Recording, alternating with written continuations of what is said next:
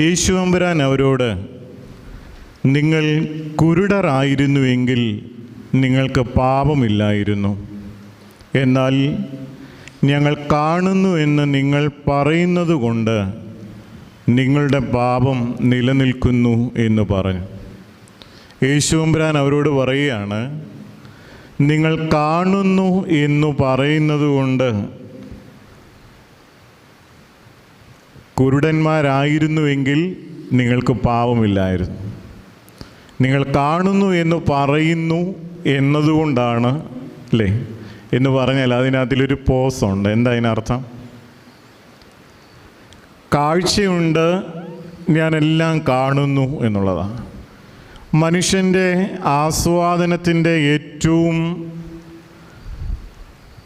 സന്തോഷം നൽകുന്ന അവസ്ഥ കണ്ണാണ്, കാഴ്ചയാണ് എന്ന് നിങ്ങൾക്കറിയാം.